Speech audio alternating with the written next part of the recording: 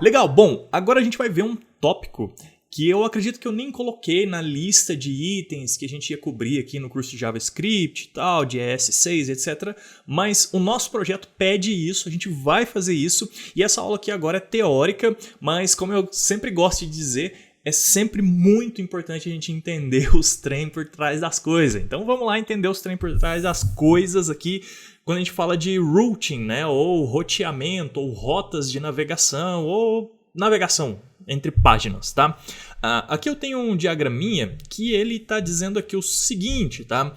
Client versus server. Por que a gente está entrando então nesse assunto de novo de client versus server se o nosso projeto aqui está rodando no front-end? Bom, eu preciso que você entenda alguns conceitos para a gente conseguir seguir adiante. Então vamos lá. O nosso projeto que a gente está fazendo, se você reparar, aqui no nosso VS Code, ele está rodando num servidor, certo? Se a gente olha aqui, quando a gente roda o yarn, ele fala rodando na porta 9000 e tal. Isso aqui é um servidor local, tá vendo aqui localhost? Então assim, ele não está necessariamente rodando em um servidor na web e tal, num back-end ou alguma coisa assim. Então está funcionando tudo na nossa máquina.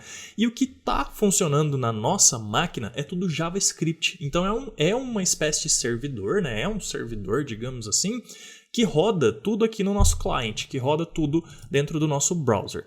Aqui, quando a gente vai olhar esse diagrama, o que a gente tem aqui? No nosso caso, a gente tem o tipo de navegação ou o tipo de routing clássico, digamos assim, que você encontra, por exemplo, em sites WordPress e sites com PHP ou projetos com PHP, enfim, que funciona mais ou menos da seguinte maneira. Mais ou menos não, funciona assim, tá? Você está lá no seu navegador, você clica em um link, tá? E aí, quando você clica em um link, o que acontece? Ele envia um request, tá? Então essa palavrinha que é importante, envia um request do tipo HTTP. Existem outros protocolos, né, de request e tudo mais, mas para páginas web é HTTP, do tipo GET e HTTP GET. E aí ele fala assim, ó, clicou em meusite.com/produtos, tá? E aí então ele vai pegar essa URL e vai jogar, fazer um request pro servidor, certo? E esse servidor vai falar, tá bom, você está pedindo essa URL e essa URL aqui é referente a esses arquivos aqui, então eu vou montar aqui para você essa página e vou te devolver um HTML referente a esses arquivos que você pediu, tá? Do link que você clicou.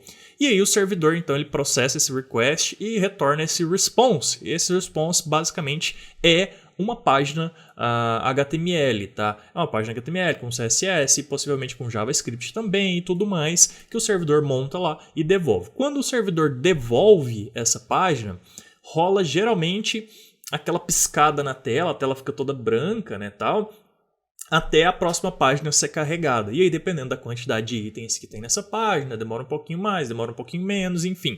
Mas o que acontece é que o navegador, ele descarta a página antiga inteira, tá? E aí ele puxa uma nova página. Então, se a página antiga tinha o mesmo cabeçalho, o mesmo rodapé, a mesma barra lateral, não interessa para o nosso navegador. Ele vai simplesmente deletar aquilo tudo e pegar uma página inteira nova, mesmo que o servidor, mesmo que essa página nova também tenha o mesmo topo, a mesma barra lateral e o mesmo footer, beleza? Então é assim o jeito clássico, digamos assim, de fazer rotas no servidor. O servidor entende a rota que a gente pediu, a página, né, que a gente pediu, e aí então ele devolve a página referente àquela rota, beleza? No formato client, tá? Até aqui ficou client-client. Por quê? Porque a gente resolve tudo no navegador, que é o que eu comentei para vocês agora há pouco, que o nosso projetinho ali, ele tem um servidor sim rodando, mas é um servidor local que roda aqui no front-end e tal, que roda com JavaScript e tudo mais. E esse servidorzinho ali, basicamente ele está fazendo o que pra gente? Ele está rodando tudo no client e para a gente fazer esse roteamento sem ter que dar esse refresh na página, né? E sem ter que esperar o servidor montar uma página inteira para a gente e devolver no nosso client, tá? A gente faz isso de um outro jeito, que é basicamente assim. Quando a gente clica em um link, tá?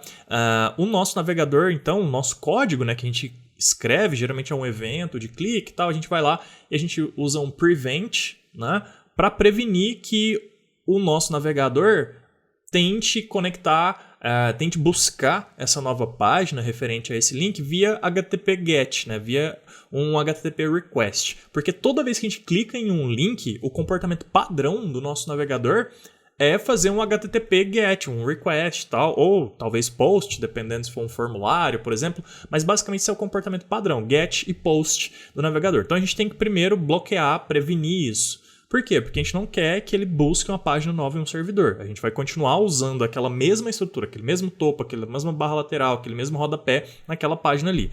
Aí a gente usa alguma biblioteca de routing, tá? Então, por exemplo, no React, no Vue, no Angular, todos eles têm lá alguma bibliotecazinha auxiliar para fazer esse roteamento no front-end. Por que tem essas bibliotecas auxiliares? Porque, assim, não é algo super complexo, mas é uma etapa de projeto que às vezes toma tempo, tal, porque tem muitos detalhezinhos que você tem que tomar conta.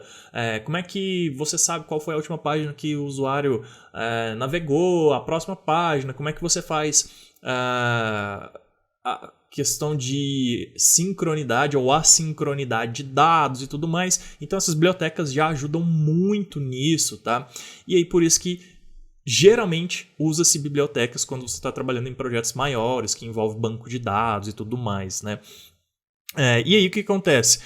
Você pode usar uma Routing Library ou você pode usar o próprio HTML5 History API, tá? Então, quando lançou o HTML5, ele veio com essa History API, ou seja, a gente consegue escrever códigos de JavaScript. Fala aqui HTML5 History API, né? Mas basicamente a gente escreve com HTML, tá? Desculpa, com JavaScript. Então a gente tem lá a API do JavaScript de History e tudo mais, push state, enfim, eu não vou me lembrar tudo de cabeça agora, a gente vai ver com calma daqui a pouco, mas basicamente a gente tem essa API disponível para a gente trabalhar com JavaScript, que a gente consegue então fazer o quê? Manter a mesma página HTML na tela, porém trocar o conteúdo via JavaScript e também trocar a URL no navegador, tá? Então quando eu clicar meusite.com/produtos, a página ela vai continuar a mesma, tá? E só vai trocar o conteúdo que eu pedi para ela trocar. Então, ela não vai em um servidor buscar uma página nova. Então, eu posso, e é isso que a gente vai fazer no nosso projeto, falar assim, eu quero que troca só o miolo dessa página aqui, e agora eu quero então que você remova o componente product list e adicione o componente customize skate, por exemplo. Então, é mais ou menos por aí. E isso se aplica a vários outros projetos. E aí, talvez, se você já estudou um pouquinho antes de front-end e tal, você já deve ter ouvido o termo SPA, ou Single Page Application, tá? E é mais ou menos por aí mesmo, tá? Isso aqui é um esquema de Single Page Application. Bom, para começo é isso, tá? Entender essa diferença dos dois tipos de renderização. E na próxima aula eu vou te passar mais um pouquinho de teoria, porque ainda tem mais coisa. Eu quero que você entenda bem isso aqui para você não ficar perdido ou perdida. Porque quando você sair desse curso aqui, se você for buscar se aprofundar mais, fazer um curso de React, de Vue ou de Angular, você vai falar assim, poxa, eu já sei tudo isso aí que essa galera tá falando e já sei que isso aí não é algo específico do React ou específico do Vue, etc. Eu sei que isso aí é JavaScript e que routing no front-end é coisa do JavaScript, que é uma confusão que muita gente faz quando vai direto para esses frameworks e não entende as coisas ali que acontecem por trás, beleza? Então é isso, te vejo na próxima aula.